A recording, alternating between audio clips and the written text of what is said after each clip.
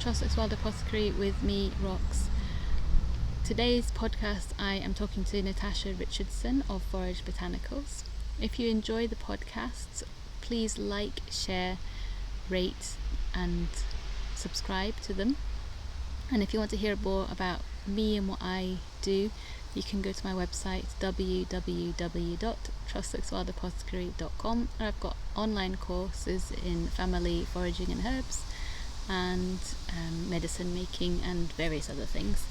So today I'm talking to Natasha Richardson of Forage Botanicals, and we're talking about her course that's coming up in the start of August that you can sign up for. This is her new book that's out, Your Period Handbook. I just thought I'd let you have a look at it. It's basically talking about natural solutions for stress-free menstruation. And I just thought I'd give you a wee idea of what kind of things you cover in the book and what kind of things she covers in the course. So she's talking about the hormone cycle, explaining the hormones, how to keep track of your period. She mentions that you can do that. She doesn't go into too much detail about it, but she says how effective it is to help you know where you are in your cycle. She also talks about things like the hormone-free contraceptive options, and then she goes into more details about how stress affects periods.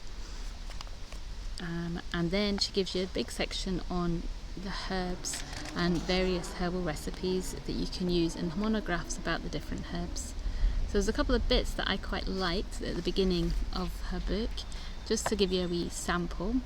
So one of the wee bits I'm going to read out to you, she says, the only reason you have to take a break in between the pill is because people who designed the pill in the 1960s thought that women would find it unacceptably unnatural to stop their periods altogether. So that's quite interesting, how different our opinions are now compared to that of women in the 1960s. I thought that was quite an interesting point that I never knew about the pill. Another historical fact that she's talked about is a quote from Brandt in 1985, and it says, as late as the 1950s, men could get condoms on prescription to protect them from having premarital or extramarital affairs, but they couldn't request them to protect their wives from unwanted pregnancies, which is quite interesting. It just shows you a sign of the times and what people thought was okay and acceptable. And my final little thing that I'm going to read out to you is that she says, in the early 20th century it was illegal to even educate women about contraceptives, and famously Margaret Sanger was jailed in 1916 for educating women about the diaphragm, which is completely ridiculous, obviously. So check out Natasha Richardson's book, Your Period Handbook. It's published by Aeon Publishers. The Aeon books have lots of really good herbal medicine books in there, so you can check them out as well. You can sign up for Natasha's course at Forage Botanicals, and it starts at the beginning of August. We talk more about that. So I hope you enjoy the podcast.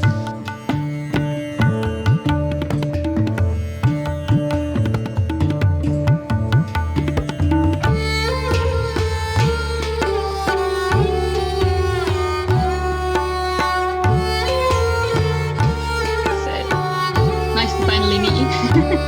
Yeah, nice to finally speak properly. Yeah. Maybe we could just start off with you talking about who you are, how you got into herbalism and antenatal and doula and working with women's health in general.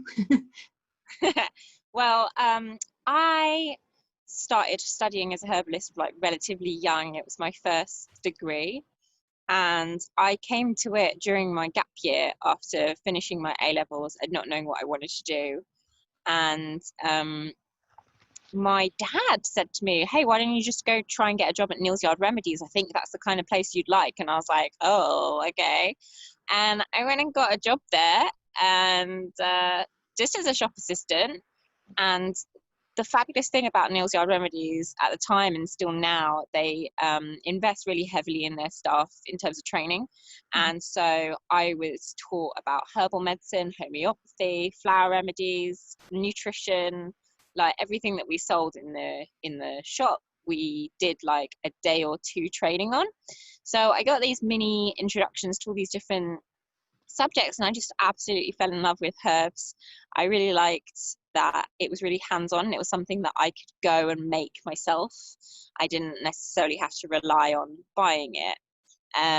So it really appealed to me from an ecological standpoint, as well as just that connection with nature that I'd always really wanted.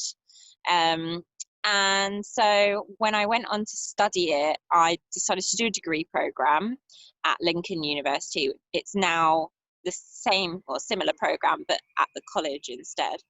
And it lasted 3 years when I was there full time. And I really enjoyed it. It was massively challenging. I'm pretty sure I would have said that I hated it at the time. I think that's like what you normally think when you're studying something. But it was just fascinating, and I found it really interesting that although we were taught a lot of our anatomy and physiology with the nurses that were at the university there, the nurses weren't taught anything about gynecology, and I found that really odd. And our training as herbalists, it comes up a lot. We get a lot of women's health problems because it's really massively underserved by like normal medicine. We had to be taught it on the side, and I was like, this is so odd that like our normal healthcare professions, something so central to a woman's life is deemed as like an additional subject you don't really need to know about. That is really odd, especially if I'm presuming most of the nurses were women as well, were they? Yeah. So I thought that was weird, and I don't know now if that is normal across the board, or if that was just the case when I was there, or I can't say this is like representative of the NHS's doctors as a whole. I have no idea, but I just thought it was strange at the time, and it's like spurred me on to be really interested in women's health and trained as a doula, and now I have products that I make rather than see patients. Okay, yeah, I was looking at your products. They look really nice. I like your anti-flow. It looks nice. Yeah, I launched that just like last year. It's a drinking chocolate that's just raw cacao with nettle and raspberry leaf added into it. And it's got a really earthy taste. I think you got pretty hardcore if you have it just pure. But I usually recommend people make it, with a nut milk or something, and then just add sweetener to whatever level they need. And is that for, because you do a lot of work with the hormones, don't you? So is that for boosting iron levels and things?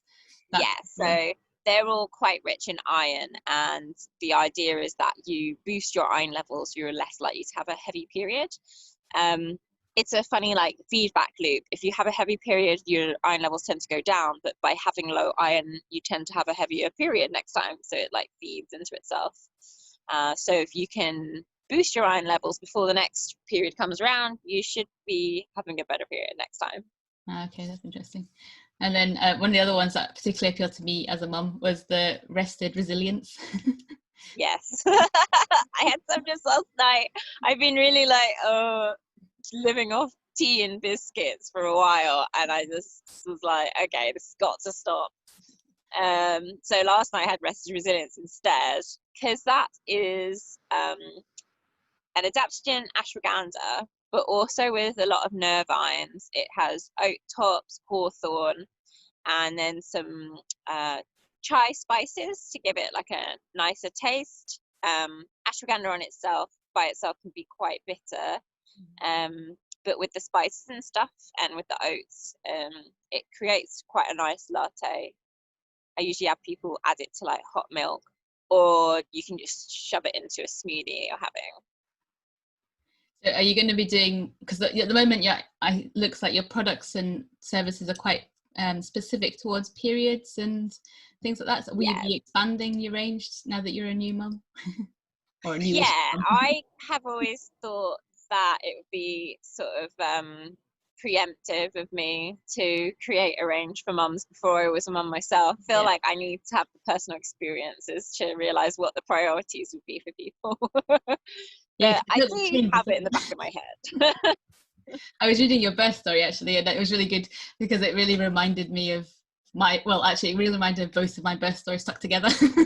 But I think I don't know, it changes you think you have an idea beforehand, I think, and then it completely changes like during and after. I don't know if you Yeah, have the same thing. and each pregnancy is so different, even for the same person. It's quite crazy how different the experience can be. Yeah. Do you actually do work as like a doula and antenatal as well?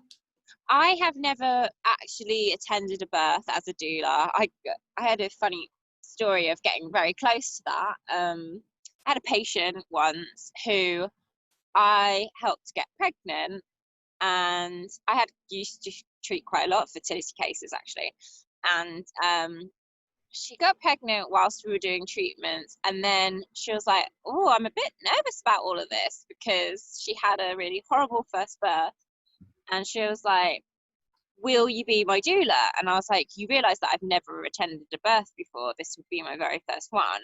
And I was like that would be exciting, and I would be honored to attend your birth. So I said yes, and you spend a month on call. Basically, you try and like time it so it's 2 weeks before they're due, and you've got 2 weeks after potentially as well. And I was just absolutely a bag of nerves. I went to bed every night and was like, they're going to call. They could call anytime. It's more likely to happen at night. And I was just like freaking out all the time. I was like, guys, I don't think I should go into London because I need to be within like half an hour of this baby potentially being born. And I just spent all this time just being really jittery. And one day I get a phone call from her, and she's like, "I'm really sorry, but we've had the baby." Oh, no. I was like, "What?" She goes, "Oh yeah, so I had like a half an hour labor." I was like, "You had a what?" She goes, "Well, I didn't realize that I was in like having contractions for days, and then all of a sudden I just felt like I needed to push." She was just in the hallway at home or something, and they ended up they got the paramedics arrived before a midwife did, because the 999 were just like, "Okay, we'll just send whoever we can." And like, yeah, she pushed, all of a sudden this baby was in the world. Lucky her. At least that was good for her for the second pregnancy, the second one. Yes, that was her Like second pregnancy. And it's called there's a specific word for when a labor is particularly short like that, because it can be quite shocking for the system, and it can have side effects for the baby. Usually the transition through the birth canal pushes a lot of the liquids out of the baby, and that's a good thing. And when it's really quick, sometimes they have too much fluid on the lungs and stuff. That her baby was okay. Yep. They were all fine. Yeah. Yeah, I was just wondering, because like if your training had an effect on your birth, like did it have any, I don't know. Oh yeah, I'm sure it would have done.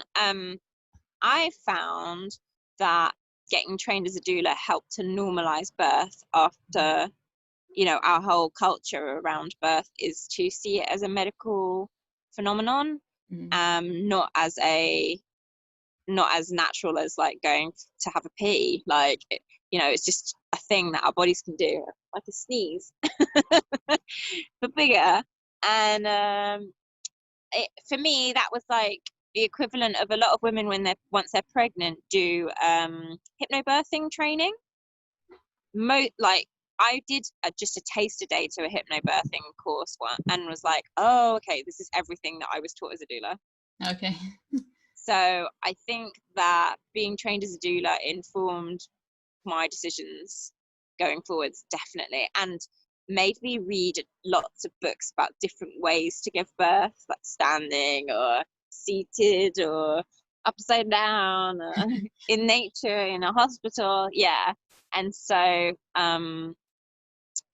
I thought that training was especially good for letting go of some sort of idealized birth. And that's why the decisions that I made were very fluid. I was like, I'm going to start. Everyone was like, you can have a home birth. And I was like, well, I'm going to start at home, and I'm going to stay at home for as long as I can. Yeah. And just see how we go. You kind of need to have that, don't you, along with your birth. if it's too rigid, it is. But I think you can't help having, you know, your wishes, because I started off on home as well, and I was like, this is what I want, but I'll go with the flow, and I ended up in hospital. But you know, Yeah, I knew that when that happened, that everything was all my control was gone. But you know, that's how it happens. My baby came out fine, so it's fine. good. Yeah, it can be like that, and it can feel like, I think that's the one thing that I hope people do feel like they have at the end of their birth, is that they felt like they made decisions, Yeah. even if their decision was for somebody else to call the shots after a while. Yeah. Yeah. How did you feel having a doula with you in your birth? I felt a bit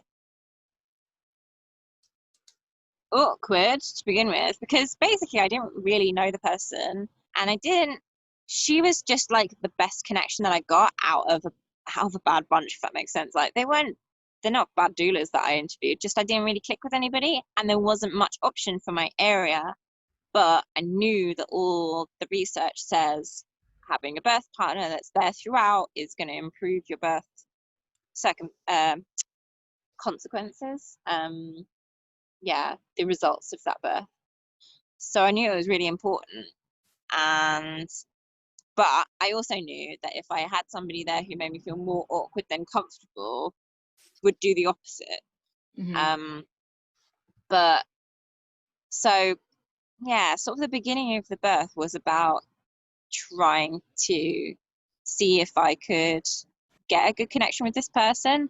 And I knew that as I went along, if I reached a point where I wanted her to leave, then that's what I'd pay for. I'd paid for this person to leave. And like, my husband Matthew was really supportive about that, because I had a 24-hour period where I was like, I really don't know if I'm going to want this doula to even be there, Matthew, but I think we're going to have to pay for her anyway. And he was like, that's okay. Like, you have to be okay with that. You might at some point be paying to dismiss somebody from a space, but you're going to be all right to do that. And I was like, okay. That's good. At least he was supportive with that. Yeah, but in the end, I actually found that she really came into her own. And even though we started on a little bit of uneasy ground, I knew that at the end of the day, she was gonna back me up with anything that I didn't have the energy to fight about. And she was just like sensational. She like massaged me for like 48 hours. I don't know, it was just like a marathon for this woman, and she hadn't eaten. And I just remember me being in like pain and exhaustion, and her just like keep on massaging. And I remember her in my like foggy haze just saying, can I have a coffee please? And I just remember smelling this coffee and being like, God, you poor woman. I know, it must be pretty hard. I know. Yeah, I can't, like, they've not got any of the oxytocin or adrenaline hormones pumping. They're just like a normal human trying to do a 48-hour shift. Yeah.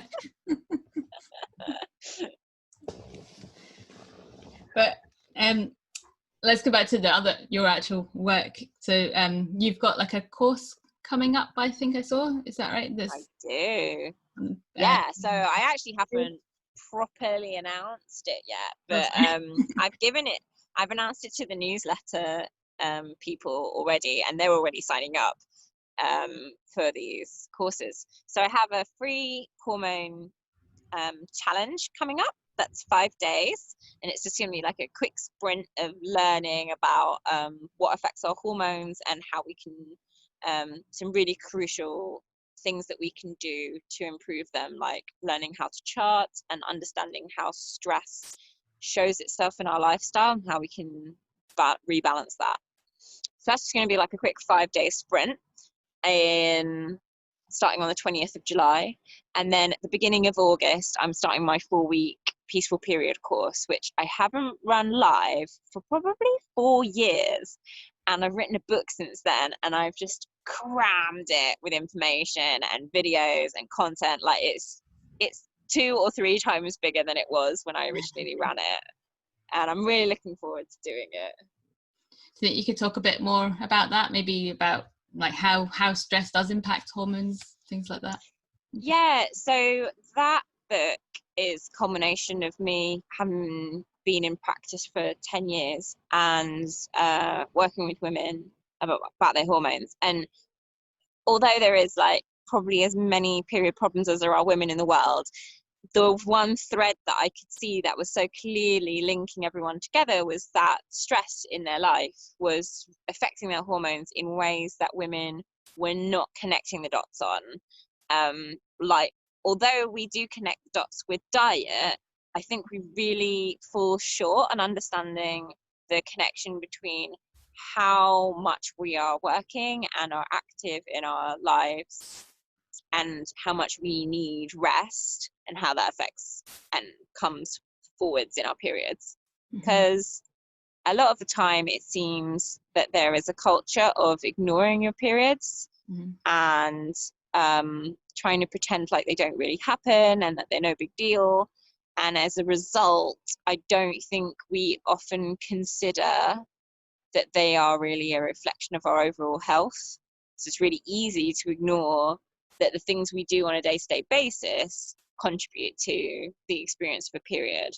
So the book really goes into noticing how those things affect our periods and why they affect them. And it talks about things like the progesterone steal, which is an explanation for how the adrenaline and cortisol produced in our stress response is taking away from our fertility, essentially, as a protective mechanism to stop us from getting pregnant in really highly stressful situations.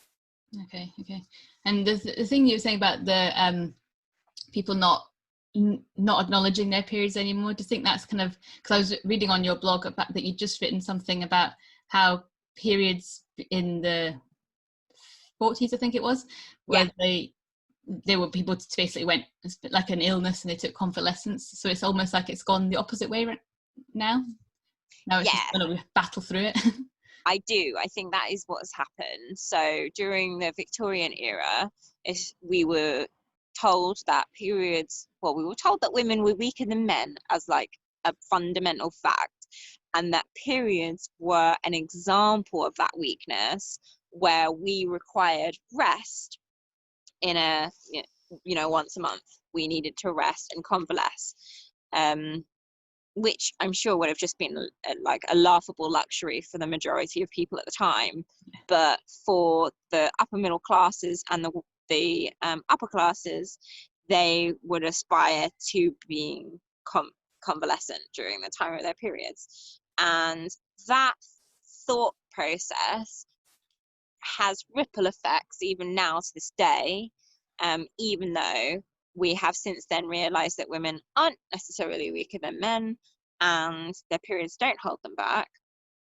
And so in the 40s, after the Second World War, where we redefined how we see women physically, we were given this new message of periods don't hold you back, just ignore them, because you can do everything that a man can do, including pretend that you don't have periods.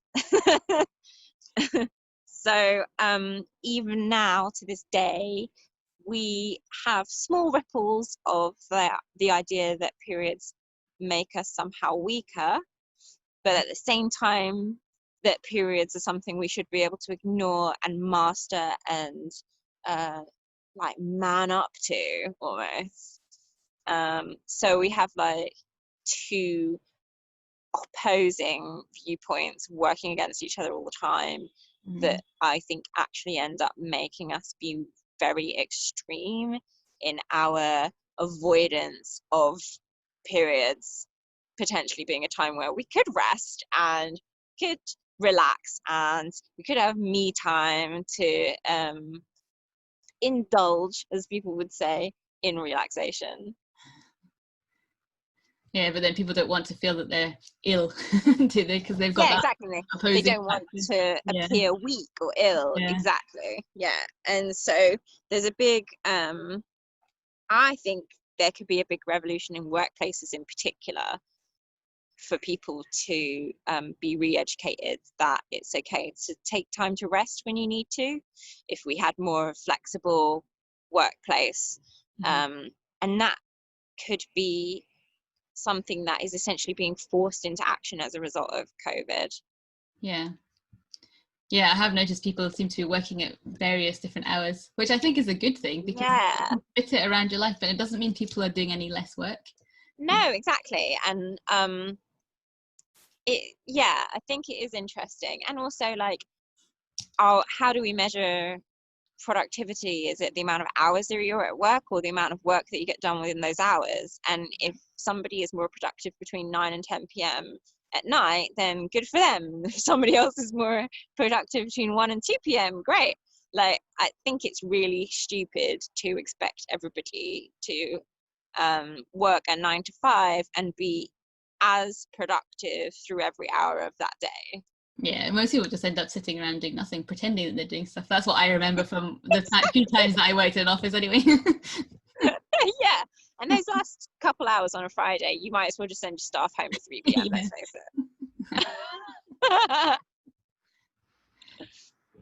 it. It's also, I suppose, back to the period thing, that women themselves need to realise that, it's okay to have rest, but it's okay to do things, and you're not a weaker person because of it. And I think that's where your course comes in, talking about like slow living and teaching people about that. Yeah, so my course originally started as trying to really break down the stigma around PMS, and teaching people that the premenstrual phase was a time for rest, and that we'd lost connection with that. And because we were trying to just like carry on as normal, that ends up creating a lot of the health problems and schisms and stresses that we feel during the premenstrual phase. And now the course has like evolved into like every problem you could possibly have during your period, I offer herbal advice for, and I teach how to chart in the most detailed way, which is called the fertility awareness method, which can be used as a contraceptive. If it's used like without error, then it's got like a 99.8% effectiveness rate. It's like insane. But people do make errors, of course, and the more that you practice it, the better you get. And it was something that I taught myself and used for 10 years to not get pregnant, and then 1 year to get pregnant. So it's really like includes everything on this course now. I even am adding material this time right at the end of it for the perimenopause. So if anybody is questioning whether they're starting the menopause, then there'll be information there. And it's like, I'm hoping that it will help prepare younger women than ever before for that time, because I think usually it just kind of comes upon you and you've heard about whispers about it and you've never really looked into it. Yeah, because you don't really hear a lot. You don't really know a lot. I mean, I don't know a lot. I mean, I actually worked in nails yard as well, and a lot of people did come in asking about, menopause and things like that. It's a very big, but I think that's why, because there's a lot of people that don't know about perimenopause, menopause. It's all just like, go take this drug and go away. Yeah, absolutely. And there's interesting history around HRT as well. Like HRT as a therapy started to be offered once we defined the menopause as a... It's like another illness period, isn't it? It's like the opposite. Yeah, they like started to see it as like an estrogen deficit. Yeah. And they were like, oh, women don't have enough estrogen during this time, so we'll just have to give them some more estrogen. Yeah. Just another medicalization of women's bodies, basically. Yeah, I was gonna say it's probably because the men are doing a lot of the things. So Yeah. What's going on? You talk about fibroids and things like that in your course as well? Yeah, so I've added, I have additional bonus information for people who want to do it, who have fibroids and endometriosis and PCOS, because they're so common, and I didn't want the course to just be like really a hyper normalization of being like, this is what a period should be like, this is your dream period and everyone should aim at this. It's really inclusive of different experiences of a menstrual cycle. And so I've included like what you might expect to see on a fertility awareness chart if you have PCOS, and what you might expect to see on it if you have endometriosis. And those were things that I had to do quite a lot of research and sort of hypothetical thinking around, because I couldn't find that much when it comes to endometriosis and the charting things. I think that the research there is relatively new.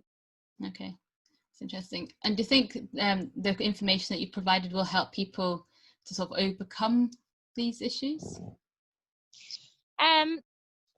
Yeah, I think that actually a lot of them,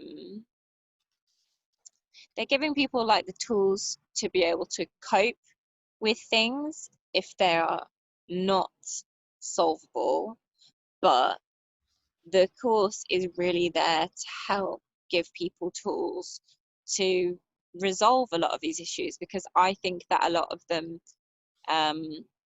are the result of ignoring periods. And actually, if we listen to our bodies and get more in tune with what it's asking us in terms of our lifestyle and our diet, then a lot of these period problems just disappear. Because really, my belief is that periods shouldn't be shit. Sorry if you're not allowed to swear. Yeah, they just shouldn't be terrible, and people think that it's okay for them to be, and it's not okay for everyone to think that. Yeah, I think it shows like some kind of imbalance somewhere in your system or in you as a whole. There's a nice book about it called The Fourth Vital Sign or Seventh Vital Sign, I don't know. Is like should be considered as important as a blood pressure for women's health in terms of telling what your overall health is doing. Okay, that's interesting. I'm going to look that book up. Yeah, I can't remember if it's the fourth or fifth vital sign, something like that. Do you have any tips that you could share just now that might help people? Just, I know it's going to be quite general, obviously. Yeah, I can do something general. I think that that the number one thing everyone should do is to start to understand when they're likely to be premenstrual and book some time out in their calendar to do something that's just for them. So if you know that you're due, in a couple of weeks' time, put in your diary, I used to do this, put in your diary, do nothing on this day. And it would be like a day where I knew that I wasn't going to do anything for everybody else, basically. But it could be really simple. It could be like having a nice bath. It could be painting your nails. It could be eating some nice chocolate, like anything that you enjoy, a run, anything. Great, that sounds good. Sounds something quite doable as well, nothing too strenuous for anybody. No, but just the act of having to think when that time is going to be and mark it in your calendar is a massive step in the right direction. And it's been shown that people who chart the symptoms that they are having along with their cycle, it improves their symptoms just because they can understand that it's a cyclical thing. Mm-hmm. And are you walking people through this on your course so people can ask questions? And I presume, are you doing like dietary changes and? Yeah, so on the 4-week course, I have like little cheat sheets that tell you about what kind of dietary changes might help with different problems. Like if you had pain, then increasing your anti-inflammatories could help, and what kind of foods that would include. So we do cover foods, we touch on foods, but I don't focus on them. I focus mostly on stress and on herbs. Okay. And do you have any tips on herbs that people might be able to include? Yeah, I think everybody could work with Lady's Mantle. It's a women's tonic. It has really no contraindications, so whether you're on a drug or not, it wouldn't really matter. It's a women's herb that helps with period pain and irregularities. It helps with really heavy periods in particular, but also has been shown to improve fertility and potentially increase blood when you have a very light period. So it's a really balancing. And I think that it's a herb that everyone can work with. It has a lot of folklore around it to do with, so lady's mantle comes from the name of the Virgin Mary's cloak was a mantle, and her disciples would be safe underneath it. And so the herb is really like a cloak of armor for any woman, and it helps you to get more in touch with your womb center again and understand that it's a part of your body, it's really important, and how to look after it. It's Alchemilla vulgaris that you would want medicinally. And you can take it as a tincture or a tea. Quite like it as a tea. It's got kind of fruity, astringent taste. You probably would have to get it from some place like Neal's Yard Remedies, Baldwin's. I know a shop in Faversham called Apotheca that would probably have it. Yeah. I've been listening to your podcast as well, actually. I know you stopped doing it now, but I really enjoy listening to you chatting to people about the herbs. Good. Yeah, people still like listen to it and really enjoy it. It's nice. I'm glad that I still pay for it to be there. Yeah. Is there anything else that you want to say about your book? Not particularly, because I feel like we've covered a lot. It's not very expensive. You can buy it from my website. You can buy it on Amazon, and you can buy it through the publishers. But if you buy it off my website, then I get like 50% of the money. Whereas if you buy it off Amazon, I get like £1. Oh wow. Okay. Yeah. Wow. So put that in perspective. As a writer, you don't necessarily get paid to write your book in the first place, and then it makes a massive difference if you can buy it direct from somebody's website. Okay, so do you want to give us your details where everyone can buy the products, the book and the course? Yeah, so if you go to Forage Botanicals, forage is in foraging for foods, botanicals is in plants, .co.uk, then you'll be able to get everything that I make on there. And it's all handmade in my house and sent to your homes. Thank you for spending the time and talking to me. No, it's been a pleasure.